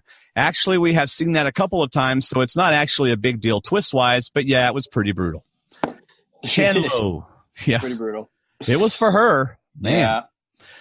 Chanlo, Debbie, I really like her, but I kind of hope that she won't win because it would be obvious, and I hate that, except when someone like me wins. Neil, I really liked it when he found the idol and got a bit more airtime. I really like him, but I still think that he might be medevaced because he has had so little airtime. I don't think Neil's getting medevaced myself. That's kind of that's a shot in the dark, but I mean, you saw something I didn't see. I don't know. I'm still sticking by Joe getting medevaced. So Joe, I mean that finger was looking pretty gnarly. Mm-hmm. And so here they told us that we had to be incredibly, incredibly careful because there's MRSA, like that flesh-eating bacteria. It's in the water. That sounds bad. So yeah, it's terrible. And several producers and crew got it, and it's nasty, like nasty. Yeah. So wow. I don't know. Nothing from me, but I do know that. Gosh, that stuff's real. If there's like stuff that'll kill you in the water, that makes aqua dumping a whole lot more dangerous. Everything is more dangerous. Everything is exponentially more dangerous. All right, he continues. Michelle, I got pretty worried vibes from her because she said stuff like, I didn't see the swap coming and we are screwed and stuff like that. I don't think anybody saw the swap coming at an uneven number. So, yeah, uneven number is always a scary one. Well, an uneven number that can't be divided by 2 or 3, so. Michelle, side note, remember when I said in my last feedback that the Brawn tribe was totally screwed? Yeah, I got it so wrong. Jason and Sydney, they played well and they are sitting pretty until the merge. Hey, I see you in the document. Hello there, Joe. Oh, hi. Nick, what? He got a confessional? Oh, wait, he was arrogant, so nothing changed there, he says. Condole, Scott, he played it really well, and when Ty told him that he had an idol, I started to yell at the screen, tell Ty about your idol, but then he played it even better, so good for him. Mm-hmm. I don't know, man. I have an idol. I'm trying not to tell. I'm telling as few people as possible. No one ever, unless you still don't. No. You don't even tell Jeff. Yeah. Like you don't tell anybody you have an idol, man. Joe, I pretty much can't remember anything that he did in this episode, so yeah. Aubrey, she was meh. Ty, love him, and he did the right thing when he decided to not play his idol. And if the beauty tribe gets decimated except for Ty, he will be really valuable player in the merge. Peter, I really thought that he was going home, but he didn't, so good for him. And I'm interested to see how his journey will go. The Boot, a.k.a. Anna, she got unlucky, and it's a shame because she might have been a really good player. Next time on. Oh, do you want to say anything? Well, I was just gonna say, you know whose game I'm actually impressed with is Aubrey's. I think now that she kind of has settled into the game a little bit. I mean, we saw at the beginning she had a really hard time with acclimating in the sun, but now she seemed to kind of chilled out, and she's finding her wherewithal in the game, which is great. I mean, I think as of what I'm noticing, I mean, she said Aubrey was mad, but if you really look, I think she's playing. You know, she's kind of figuring it out. Seems like. Well, and she's in a better position than a Peter is for sure. Yeah. You know, so. Yeah. If you're doing better than someone else, that's always a good thing. Always. Yeah. Next time on, if Condole loses, I think that Joe will get booted out. Oh, I don't know about that because he's got Aubrey there. And if Chandler loses, I think Michelle will get voted out. Nah. Yeah, we don't agree with you, Emily. I don't know. All right, Emily is about to be impressed. First of all, it took me a couple episodes to learn how to pronounce his name. Emily. It's Emily. Emily. Yes. Okay, Emily. This was your friend Emily from Finland. Hear you guys later, and like we say in Finland, Nakami. Or Nekami. I think it's Nekami. Nakmin? No, see over there in parentheses. It says Nakimi. Yeah, but maybe it is Nakami. I think it's Nakami. Nekame. I'm so sorry. Emily, I'm sorry if we're butchering this like terribly. Oh, he'll get a crack. You're gonna have to let me know. Yeah. P.S. Sorry for the short feedback, but I was really tired because I had 3 tests this week and 1 presentation. There we go, y'all. That was Emily from Finland. Hope you rocked them. Hope you crushed those tests. Yeah, me too. So you gonna read Steve's? Yeah, I'll read Steve's. Graphic artist from New York. Shout out to my artists. There you go. Awesome. All right. Hello, Dwaine and Joe. Get better, David.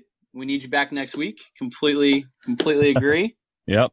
Welcome, Joe. Thank you. Some yoga at D&D. I don't know. Do you do yoga? Man, I tried yoga once, and it was really hard. You should try. You need to. So means you need to do it more. Perfect. Okay. All right. All right. So it was the P90X version of yoga. Have you ever done that? I have. I do P90X. I like P90X. So I did like 10 weeks of P90X, and then I got a kidney stone and had to stop, and I was down to like 205. I'm at 240 right now. So hey, no more kidney stones. That's right. It's like 30 minutes into the yoga DVD, and I'm on the 4th move. Yoga is slow. It is slow. Yeah. All right. Anyway. Slow. It's good. Anyways. All right. Yeah. He says, nice artwork on Survivor. Thank you. Did I go to art school? Yes, I did. I went to Northern Arizona, and I was a painting major, and then I switched over to jewelry. I see Neil has the idol now, so 3 idols are in play. Nice. I hope the super idol gets played. Please. It would suck if it doesn't happen. I mean, it's going to play out like you were saying earlier, Dwaine. It's going to be awesome. Drop your buffs. Myself, I would not mind at all to get the red buff. I wouldn't mind that, but you kind of want to network with people. You kind of want to get in there. Yeah. Which is what Julia said. You know, I'm going to miss getting to that. Connects. That's what I'm missing. That's right. Yeah. And do you know how many days were they from the swap to the next challenge? Was it a day off? Was it 2 days? Do you know? Or just a second. Because I want to say it was a day. So they had not only the day when they get back from the swap to hang out, but a whole nother day, which I think is why. We started on day 12, and the switch up happened on day 12. Tribal Council happened on day 13. Okay. So you had a day. So there's a day off for Neil to find all of his stuff and for everyone to mingle and get to know each other. Yeah, I guess kind of day 12 would be your day off. If they did that switch in the morning. Yep. And then the day 13 is the immunity challenge and Tribal Council. So, yeah. So it's time. I mean, it's a good chunk of time. Me and myself, another 3 days on the island, no problem. She will be okay for 3 days alone. Yep. They have the camera guys there. also true, but it's still not as it's a long day. Yeah, it's a long time alone in your head. Would you guys like getting the red buff? So what do you? I say, I mean, I'd be okay with it, but what do you? Would you want it? Yeah, I mean, like you said, an extra 2 or 3 days is always good. I think it would also depend on how the other tribes were divided about what my initial thought would be. Do I like this or not? Yeah. And so if I felt like I was going to be good, like I had people in both tribes, I'd be all for it. Yeah. Wait, wouldn't it have been interesting is if whoever got to pick the red buff got to choose someone to swap out with? Oh, that would have been amazing. Oh, like, so you get it, and now you can choose, like, you're gonna get to isolate it, or however, I don't know how you could tie that in, but I just thought of that for some reason. I like that. All right. So we got I see Obama talking a lot of stuff already about making the merge. He didn't learn anything last time with the blind side. That's right. I see Obama is making a lot of friends at his new tribe. Haha. Already he is a target. I don't know if here's the thing. Target is a funny word because I don't think he's a target. I think he's just, to his tribe mates, he's expendable, unaware. Yeah, he's expendable. So there's a difference. To them, they're thinking we can get rid of this guy at any time because we know how he plays the game. Yeah. So for me, a target is someone with an idol, someone who's got social power, someone who's playing strategically. Like, those are targets. Yeah. Someone who's a threat to you. Or a threat to you doing better. Right. Yeah, exactly. Right. NBA and Yao Man are clicking together. Dynamic duo Yao Man. That's cool. I don't see Yao Man leaving soon, but you never know. The challenge, credit to the NBA for carrying the team in the beginning of the challenge. Scott crushed it. I don't know why he was paired up with a lady in the beginning. Maybe they didn't know the fish were really heavy. What did Jeff say? 100 pounds? 100 pounds, yeah. Yeah. And that's got to be wet. Dry. Yeah. And with the water holding it back. Yeah. Yeah, that's beast mode. Now the NBA has a big advantage knowing where the other idol is with the super idol play. If he can make the merge. Yeah, if Scott can make the merge, that's, I mean, ultimate goal of the first half of the game. Yeah. The merge. Hey, go back and read the Yao Man's tribe loses the challenge. Oh yeah, Yao Man's tribe loses the challenge. At camp, people are talking. Yao Man, Obama, poker player on the chopping block. I don't like that Yao Man is telling people that he has the idol. Right. Information. There you go. Information. Yep. Yeah. So, Tribal Council. Tribal Council. Did Obama say he has the position of power? Yes, he did. Short-term memory, right? You are talking like this at Tribal Council. Poker player was looking hard at Yao Man with the idol. Yao Man didn't play it. Poker player is out. Got rivered. Poker term. Yeah, getting rivered out. Terrible card. And I feel you. Yao Man did the right play. Save the idol for later in the game, unless you know for sure you were on the outs. Okay, D&D and Joe. We'll catch you next week. Steve, cheers, brother. Appreciate it. Love it. Yao Man. Good NBA. stuff. Yao Man. That's right. Obama. I need. If Steve, you write back, we need a name for everybody. You got to give. Yes. Yeah. Like I want the whole cast and their title. That's right. That's right. By the way, it looks like David is in the chat room. Well, he was. Oh, yeah. There he is. He's in the chat room. Still there? What up? Hello, David. Good to see you. Wish you were here. Not. No, I'm just kidding. You kind of do wish you were here. Yeah. Thanks a lot, Joe. All right. We have one more feedback. That's right. St. Patty's Day. We got one more feedback. It's from Vader Girl. Here we go. Hi, Dwaine and Joe. This is Mir. I am a.k.a. Vader Girl. Joey, amazing. I'm very happy to have you as a host. I hope David feels better. My question is for Joe. I wonder, after viewing Caleb's injury and evacuation from the game, How was that for you emotionally? And how do you think that affects players when they're injured during a game or potentially injured, as you were and as Caleb was, who was ultimately medevaced? But it seems like you could have gone that same way also. Sending you lots of love. And also, how do you think this has affected the Beauties game as a whole? Do you think Anna would have been voted out? Lots of love again, and may the force be with you. Bye. And with you, Vader Girl, love it. So what do you think? No, Vader Girl, great questions. It definitely was emotional for me too. I know exactly what that feeling is like. Except for the extreme part of where my body's going into shock and my vitals are shutting down, like that part.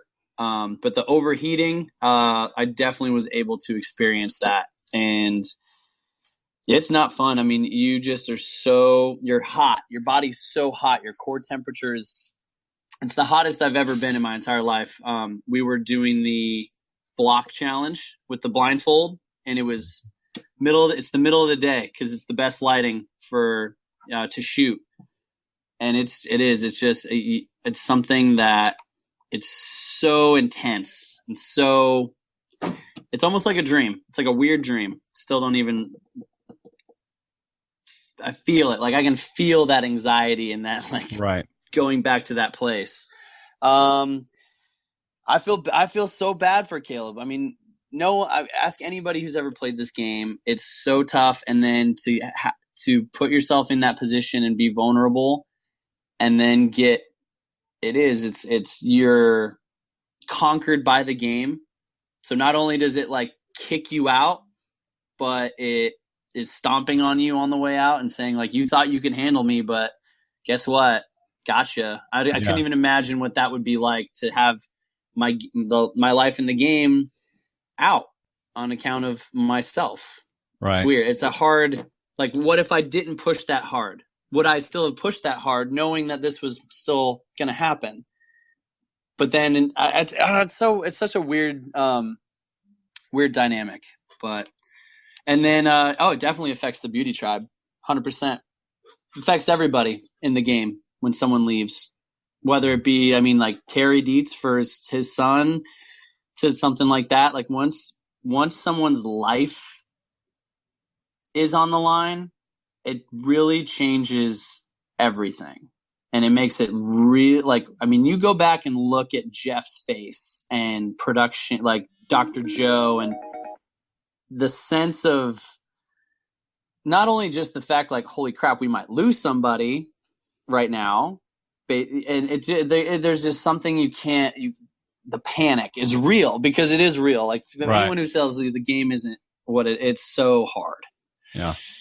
So, it's gonna be something that it's a terrible tragedy, but it's gonna rally people to play harder, to dig deeper. You know, the beauty tribe is gonna be tight. The girls were super close to Caleb, and it's all just so whack. Yeah. It messes it up. Yep. It messes it up so much. So, all right. Yeah. Well, cool. It's good, though. Thank you, Vader Girl. That was awesome. Thank you, Vader Girl. Thank you so much. So we have a little thing we call iTunes reviews. If it works. Oh, David tried to call on the phone and. Oh, did he? And totally messed up my system here. So I don't have any. Get him back. David, why'd you do that? He tried to call me and I'm using my phone because I gave my iPad away. We read them. iTunes reviews. Now, the ironic thing is we don't have any iTunes reviews this week. But perfect. I want to remind y'all to submit some so I can play that awesome intro to the whole thing. Otherwise, we're just going to have an awesome intro. And that's right. And no reviews. We're just going to be talking. Seriously, leave us iTunes reviews. It helps people find the show. So if you want to know how David and Colton did against each other in the power rankings, go to our website, stwdd.com, scroll down, and you'll see episode 5 and see how they did. We do have, Joe, I'm so excited about this. You know we do a Miko challenge, right? Mm-hmm. Where David and I compete against each other. That's right. Yep. In fact, I'm going to play that because I think it's awesome. So here we go. The Miko Challenge, an ongoing battle of memory power and observation skills between the two Ds of Survivor podcasting, David and Dwaine. Now, mates, chivvy along. I'm off to see a man about a dog. I'm going to have to change the intro because we are changing the Miko Challenge. All right? Beginning next week, the Miko Challenge will be a battle between me and a different randomly chosen listener each week. Ooh, okay. So that'll be cool. So what we'll do is any listener who wishes to battle the amazing Dwaine, I always lose the Miko Challenge. So it's not a hard thing to do. All right. All they have to do is submit their name and phone number to our feedback email each week. Has to be each week. And we will randomly select a member, a listener. That means you got to be home, right? And awake when we call you. So, and then we will battle each other in the Miko Challenge, and we'll see who wins. Yeah. David's calling me again. Oh, there he is. Hello, David. Hello, Dwaine. How are you? What's up, sicky face? Good, buddy. How are you? David, you have to talk. David, you have to talk. I'm here. Can you hear me? Are you awake, David? Are you well? That's the quality of my voice, is that I'm not.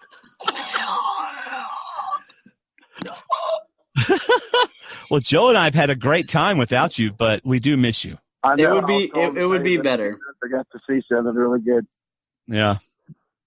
So why'd you call? Because you told me to call in if I wanted to call in and say hi.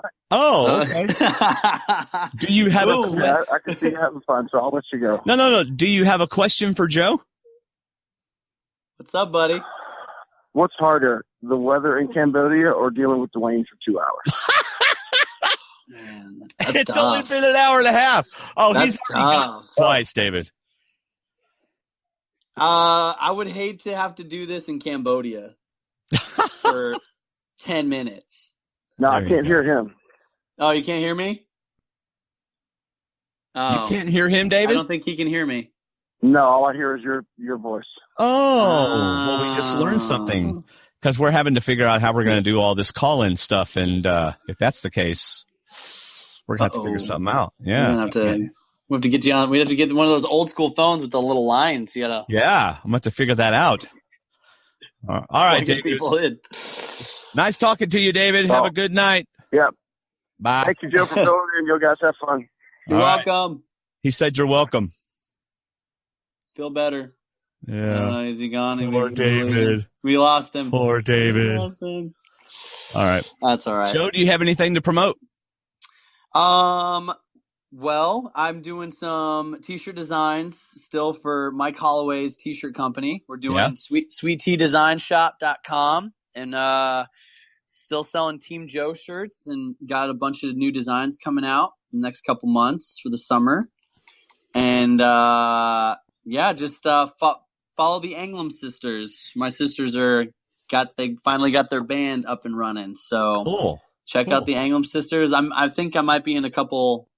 I was in their first music video. I feel like you've mentioned this before, maybe a long time ago. All right. But I'm doing a lot of charity stuff and doing something for Give Kids the World. It's charity out of Florida, and Cheer for Your Life. It's a Warriors program that we put together, me and Mike and Missy. It's Missy's baby from season 29, but she has a great heart. We have a lot of ideas that we're just now developing this last year. Mm-hmm. And we had our first event. It was I think last August, and went really well. So we're hoping to do another event this year. And awesome. raise some more awareness, and just it's kids helping kids, essentially, just underprivileged kids around the nation. So it's good. There's a lot of good stuff. Awesome. So. Is there a website that you want to send people to or anything? Yeah, go to Cheer for Your Life Warriors, and you can sign up. And essentially, there's different missions. Anyone can sign up. You can create teams or tribes, if you will. And there's a newsletter that'll go out, and we have YouTube videos that are linked up. And it's just promoting good community, going out and doing acts of service. And the kids can, they can get service hours for their school, or I know a lot of high schools, the kids need service hours, and it's just a lot of good stuff. So you should definitely check it out. All right, that's Joe, guys. Be sure to do all that stuff. Check it out. Check out his sisters. And it was great to have you. Great to have you on. Awesome having you on. Thanks, you can sir. hang around to the end if you want, and we'll talk a little afterwards. Or if you got to go, you can go right now. I got about 3 more minutes worth of stuff. Cool. Get ready for the Joga DVDs. The Joga DVDs. So do you want to hang around, or do you want to go ahead and go? Oh, I can hang around for a little bit. All right. We got do some Q&A, or if we got anyone who wants to. No, I was just going to close out the show and you and I talk at the end. Well, actually, if you got any questions in the chat room, go ahead and ask them now while I'm doing this closing out stuff. And Joe and I will do those questions at the end. So we'll do that. So thanks for listening, everybody. You can get more D&D by joining our always family-friendly Facebook group, stwdd.com/Facebook, and follow me on Twitter at Survivor_talk. There are 2 ways. That's right. There are 2 ways to support the show and say thank you financially. You can, 1, become a D&D patron. Not only do you get some fun perks like we do a weekly D&D extra video. You know how you have a DVD and have the little DVD extras? Joe? So the little is it the $1 DVD that you get in the mail, or is this like? No, it's like when you shut up. It's like when you rent Bridge of Spies and there's a 20-minute DVD extra about how they made the movie. Yeah. Oh, I'm with you. Our $2 and up patrons get an extra video every week of David and I talking about the next episode. So it's just more of you talking. That's right. That's great. That's fantastic. Thank you, Joe.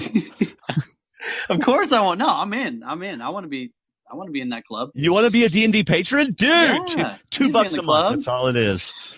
All right. You help us make the show better. You help us pay the bills. You help us take our wives out on the occasional date. On the occasion. There it is. Yeah. Well, we devote a lot of time to this. But it's a nice date. It's quality. It's quality. That's right. Yeah. Of course, all active patrons at the end of March get to be a part of our Kelly and Friends show. Joe, what do you think an active patron means? Active patron? Yeah. Like they jog a lot, or they work out regularly. Exactly. Yeah, you got to be active. Yes, that and their pledge actually went through. Yes, and they got approved. Yeah, if beside your name it says declined, you're not an active patron. You might want to go. Yeah. Rethink your strategy. It's like in your T-shirt business. If their credit card is declined, they don't get the T-shirt. Yeah, and you might want to rethink that if you're going out taking your girlfriends and wives out. That's right. Yeah. Easiest way is to shop Amazon using our links, and of course they're also on our Facebook group. Joe, you should use our Amazon links. So Amazon, okay. stwdd.com/Amazon. All right, thank you for tuning in, sharing our show with others, subscribing in iTunes, et cetera, et cetera. Let's go to some questions on the chat room. We got time for this. Let's see. Rion D says, is Joe going to do Durham Warriors anytime soon? I've heard about Durham Warriors, and I talked to Bob Crowley at my this most recent finale, and it sounds like a really interesting, awesome program. So definitely I got to get a hold of him and figure out the dates and how to get signed up for that. But I would love to. That sounds amazing. All right. Rachel on Twitter, her name is Rachel at Salome5. She, back 2 hours ago, she reminded us that it was Pinner, Russ Swan, and Scoopin. Scoop-a-loop. That's what it was. That's right. penner and scooping and. Yep. And then 1 hour ago, Rachel asked, what is Joe's opinion on the Jason Scott versus Alicia thing? Or do you want to get into that? We could get into that. All right. What's your opinion on that? Well, see, mind you, I take everything kind of at a half grain of salt, because when you're out there, there's a lot of time. And editing is a big part of the game and of what you see and what is – it's more of like the general consensus of what everyone is feeling and seeing versus the actuality of what's happening. But just based on Alicia's edit and the guy's edit, obviously there was a little bit of bullying and a little bit of like – I mean, they put her down. There's no question. They made her feel completely belittled in the situation. I love her fight. I love her – like I love Alicia's spirit in that fact that she was – not going to back down. I like that about her. However, awareness is huge. You have to be aware in the game. And if Sydney's coming up to her, if the guys are telling her these things or trying to help her, which I think it sounded like Scott, like in the beginning, Scott was kind of trying to take her under his wing. Like, I can mold this girl a little bit and make her an ally. But if someone's so stubborn and hard-headed and isn't hearing, like, hey, you should do this, or hey, help me. Like, if your personalities are clashing, there's nothing you can really. I mean, sometimes there's no saving somebody. So I think that's kind of where it was at for Scott and Jason, and even Sydney. She's like, this girl, I'm done. Like, I gotta babysit her all the time, and that's a telltale sign of okay, they're done. Like they're like, we're not. This is a lost cause. We're getting rid of her as soon as. Tomorrow, like yesterday, she's gone yesterday. Like Alicia was kind of like that firecracker or that firework that's powerful, and you lit the fuse and it explodes sideways. Well, no, you can't see the fuse, but it's not exploding yet. Oh, you're like afraid to go up to it because it's so dangerous. Anyway, I don't know why. Or it's like the firework that's pointing upside down. There you go. Like, and you lit it, and you go, oh, like I don't know what to do. It just like slowly tilts, and all of a sudden you're going, oh, run. And then when you get her upset, she's like the Roman candles that you pointed at your friend in the church parking lot and had Roman candle wars. Yeah, exactly. Those were so much fun. No, I felt for her, but at the same time, I don't know. That's just tough. It's tough to see. Guys were done. You can just become a bad person out of there in Survivor. Well, sure. You can just throw it at somebody anytime, it's. But. And really, depending on how CBS wants to show you, depends on whether or not they're even going to show that. So, for example, and I would think this would be true, if you went off on somebody, you being Joey Amazing, I don't think CBS would have shown it because that's not the story they want to show of Joey. I went off on people, and they didn't show it. I've had moments. There's so much time and so much great material. I mean, we're talking. Days of amazing footage of little things, little funny things. I mean, conversations, bad mouthing, emotional stuff, things that come out at Tribal. I mean, there's so much juicy stuff, but you can't show it all. You just can't. So you have to kind of tell the story from almost this like bird's eye view without getting too much involved. Like, I don't know. It's hard to explain. Well, and they have a storyline for you. Exactly. Right? So, and we don't know what it is. We have, I go out there, we just do our thing. Right. And you come home and you're going, I hope I got a good clip of me doing something smart this week and not dumb. So they look and they're like, okay, here Joey, cussed out Tasha, and here Joey made hammocks for everybody. Let's show the hammocks, right? But then they have, here's Cass getting mad at somebody. Here's Cass doing this. Let's show Cass getting mad at somebody, or, basically it's What story are they telling for you? So Scott and Jason are kind of getting this story. Mm-hmm. But they also, I mean, and it's not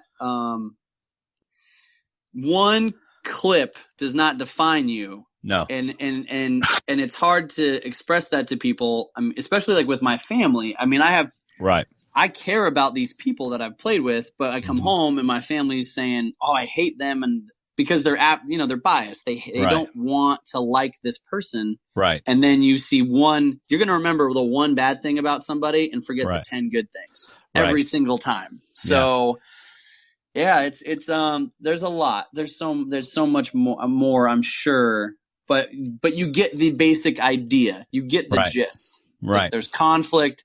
Alicia is not aware.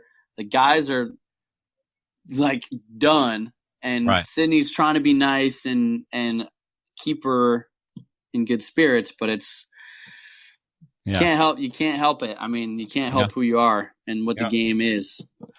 All right, Rion has another question. Joe, to show how much editing goes into the shows, do you recall any seasons you did where you were mean? Oh, we just talked about that.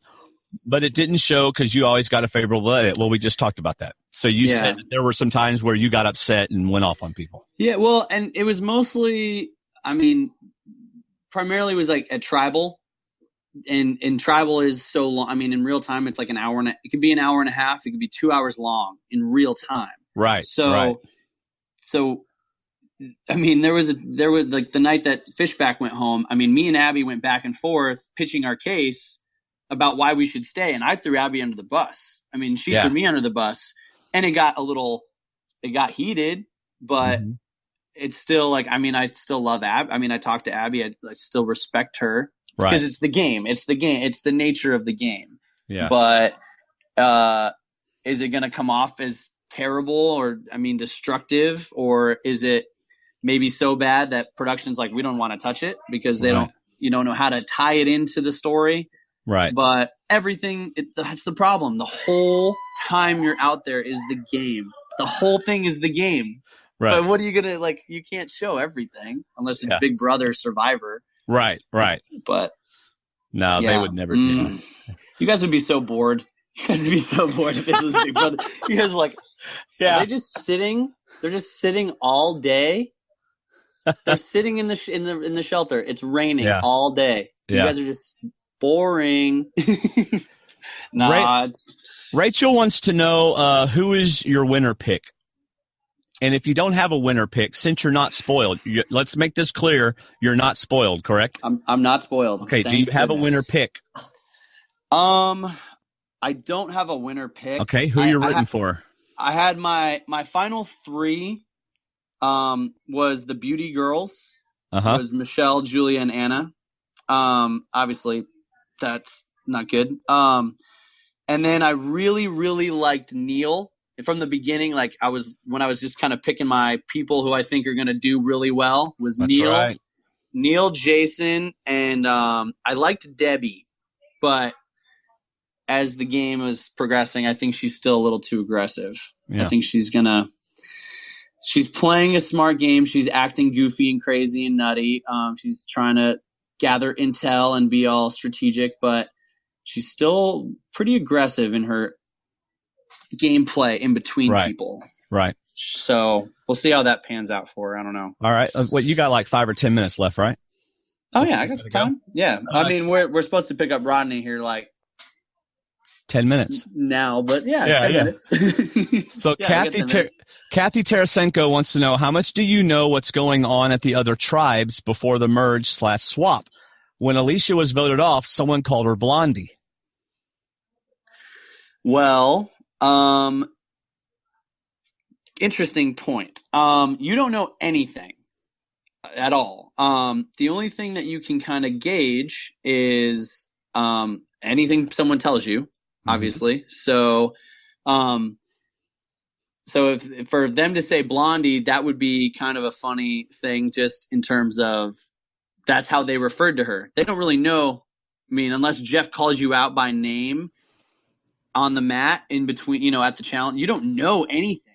And that's what, as a fan, you always forget is You're now coming into this, and you have to take everyone's word at 50-50. Are what they telling me happened at their old camp the truth?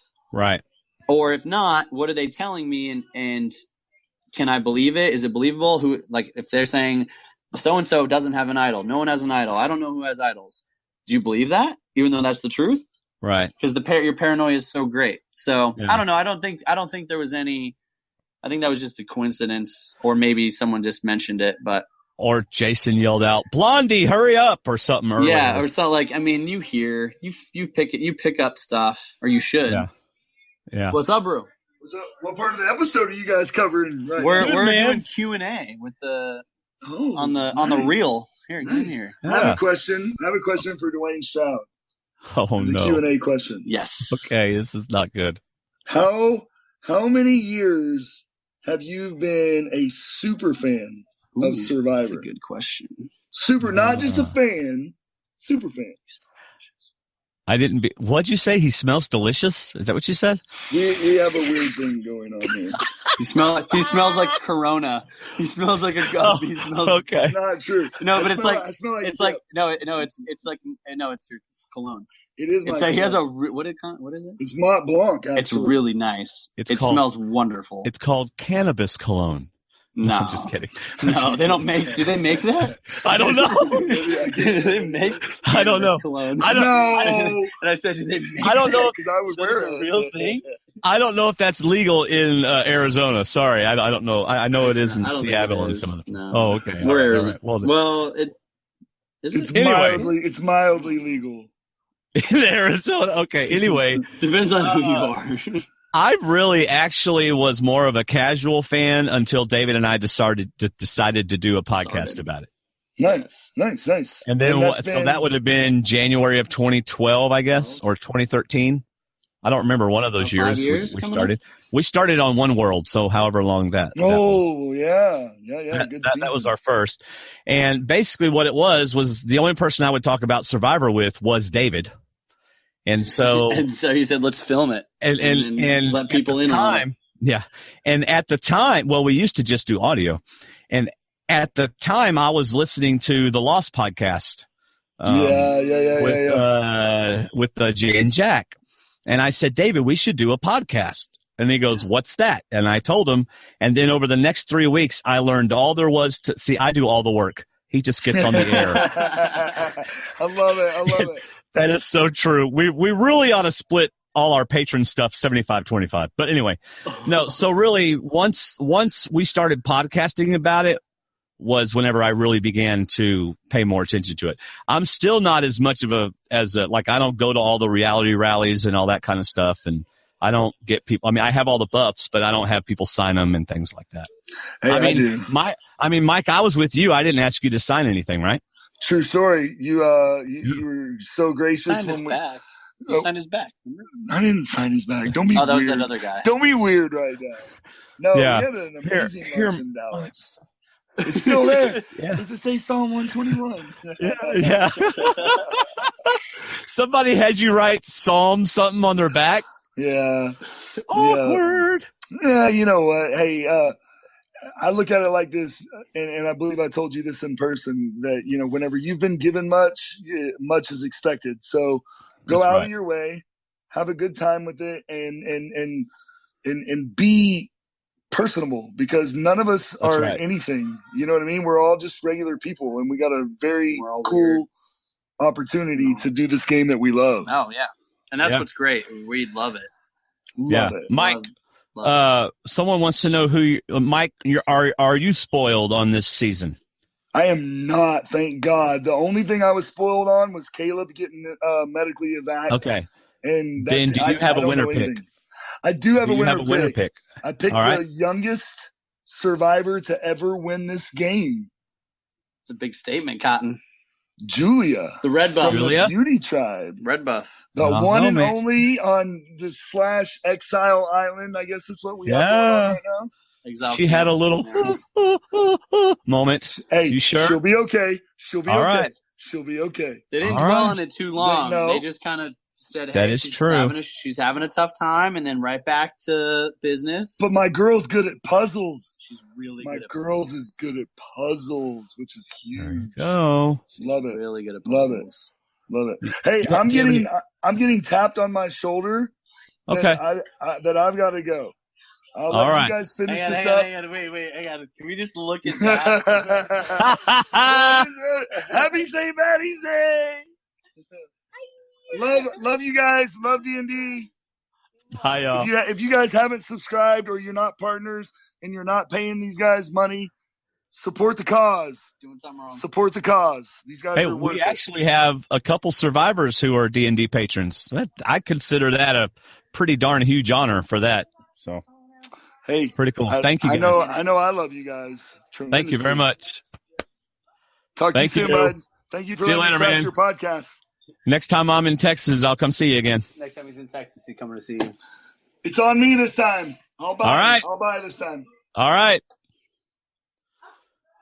Love it. You know, Joe. What do you do? We like go to eat, right? And I'm thinking this guy just won $1 million. I wonder if he'll buy my lunch. No, he's the cheapest. No, I bought he's freaking the lunch. Worst. He's the worst. I'm like, so Mike, what are you doing with your $600,000? He goes, keeping it. That's right. He's not doing anything. I ain't spending a nickel on you, dude. He recommended the wing place, told me what I should order, and he was conveniently late. And he brought in a value menu meal from No, I'm just next playing. door. It was fun. He did let me wear an immunity necklace, which was pretty darn awesome. Oh no. That's right. Hang on. I don't know what happened. I lost you for a second. Hang on. My screen went black. All right. Oh, I can see you. Okay, we back. Yeah, I don't know what you're talking. I don't think we have any more questions here. Let me look. Twitter, nothing going on there. Chat room. The last thing we have is Rachel saying, I like Julia, but I honestly don't see her win. We've barely seen her. She has she even had a confessional yet? Yeah, she's had a confessional. She's had one. All right. Yeah. But she is and Mike, me and Mike we talk a lot. I mean, we talk a lot Survivor. And she is consistent. Mm-hmm. She's really good under pressure in the challenges and the puzzles. And I don't know, did you was it last week where they did the rice bags through the hole? The ladder? Yes. It was last week. I don't know if it was last week, but I remember that. So she carried one of those bags pretty much up the beach by herself. Yeah. I mean those are pretty heavy. So yeah. She's strong. I mean, I know she's not getting like a lot of FaceTime, right? But we're both predicting her to go far. Yeah. All right. We do have another question. Joe, pretend you were in the game for Caleb and it was your first time. Who do you think you would team up with?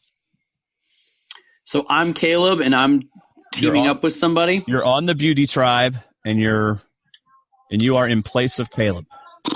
Well, this is the thing about you only have so many people that you can align with. That's right. You're given a tribe of 6. Your options are limited. Trust me. This is worlds apart all over again.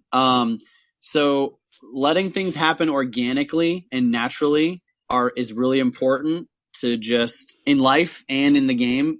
I mean, letting that kind of facilitate itself naturally and building those little relationships and bonds before even talking strategy or aligning is really important. Because if Jen would have just locked herself in with Vince in our season, which she kind of did in the beginning, and then realized, oh, actually, he's kind of a loose cannon strategically. I don't necessarily want to align myself with him. I have a better relationship with Joe, and then it switched. So you have to pick and choose. Your options are limited.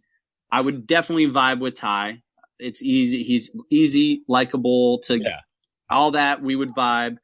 The girls are all young. I feel like that would be an easy compatibility thing for me to we have a lot in common. I would say Nick and I, it's probably the same scenario. I am in Caleb's spot. I'm aligned with kind of Ty and the girls and right. Just picking my spot and trying to be an asset, and that's all you can really do. It's so limiting. It's such the 3 tribe it's hard. Right. So which of the 3 girls would you have wanted to cuddle next to? Oh, to keep warm at night. All of them. You can only have 2 at a time, Joey. I'm sorry, only 2 at a time. Well, I mean, I'll cuddle with Ty too, but that's my point. Is I wouldn't pick one girl. You cuddle with everyone so that there's you don't want a little fling happening. You want to keep the even playing field. So to answer your question, I would cuddle with all of them. But all right, maybe yeah. Okay. Hey, I give nope. You're gonna snooker me into that one. You're not gonna tell us who you think was the cutest on the entire season. They're all cute in their own way. I think the cutest one's already gone. Cute. They're all very cute, but the cutest one's gone. Yeah, Julia, Anna, Michelle. They're all pretty cute. Liz was pretty darn cute. Liz was cute. She was cute, but I feel like her posture, like the way that she carries herself, is a little bit rigid.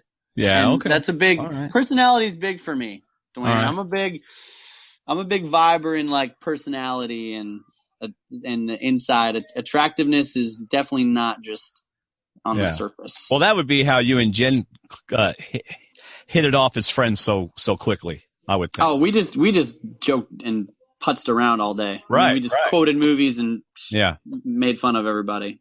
Yeah. You know what, though? If I'm on an island, I want to hang around somebody that I can joke around with, and really, because that helps pass the time. It does. And that's how relationships form. That's what makes it so hard. That's what makes this game so hard is you're building friendships and relationships, and you're in a scenario that's supposed to bond you for life, and yet you have to stab them. That's right. It's brilliant. All right, I'm going to ask you a final question. You've played Survivor twice. Do you have a favorite moment? I have so many. That's really hard. You don't really have one that I got like my top 3 would be the first time it was the first challenge with my me and Mike looked.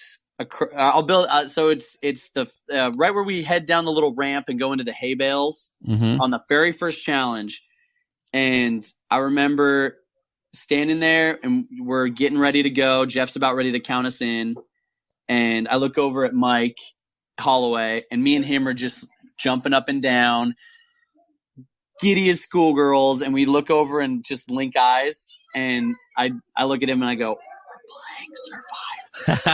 Awesome. And it was just this cool moment where we both I'd never met the guy, didn't know anything about him, but I just knew we shared this like love of Survivor, and then the fact that we were both getting to play in the first challenge of season 30, like it was just so cool. And then another moment that sticks out is like winning my first immunity challenge was pretty cool. Yeah. That was just a weird. I mean, it's such a surreal feeling knowing like that's what I've dreamt about my whole life, and now I'm doing it. And then when Terry had to leave, that stuck out. I mean, it's just like as a love. I mean, there was a lot of love in both seasons.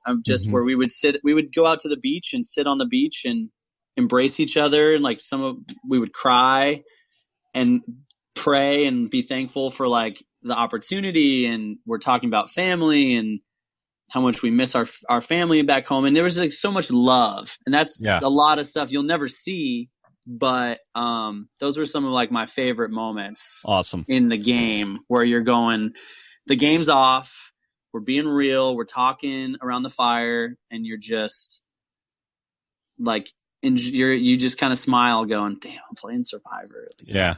This is pretty cool. So have you pretty much decompressed from, like, could you go out again tomorrow? Are you ready? Never. Or do you still need more time? You're not going out of town this weekend, are you? No, I don't think so. I mean, not that I know. Maybe if I'm in. You're not going out of town the first weekend of April, are you? You're not going to be in Los Angeles, are you? I guess you'll know. No, hey, I would play again. Yes, I would play again. Cambodia sucks.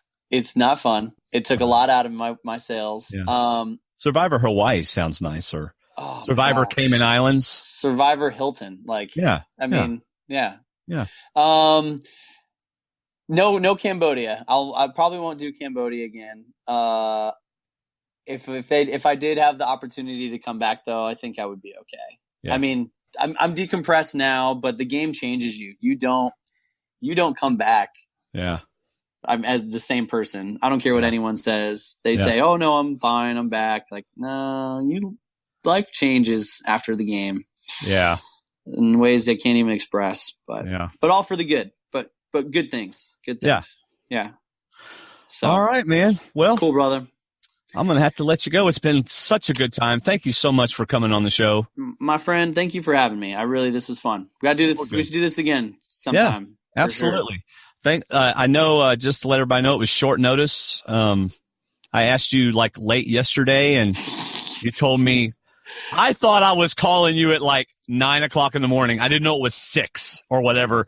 You're like, good morning. And I'm like, it's not morning. I've been at work for 2.5 hours. What are you talking about? I'm like, no, it's early over here, dude. It's early. So sorry about that. 6:30 in the morning. I'm like waking up, getting ready to go for a hike. And you're going, all right. So I was like, Joe, you haven't given me an answer yet. And I'm going to have to ask somebody else.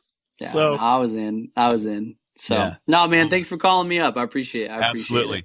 Y'all have a good time tonight. Tell everybody again I said hi. Thanks for coming on the show. Of course, brother. It's been awesome. Tell your mom hello. I will. I totally will. And tell David rest up, and we'll listen to you guys here again soon. All right, buddy. Thanks. All right, buddy. Happy St. Patty's. Later, you man. too, buddy.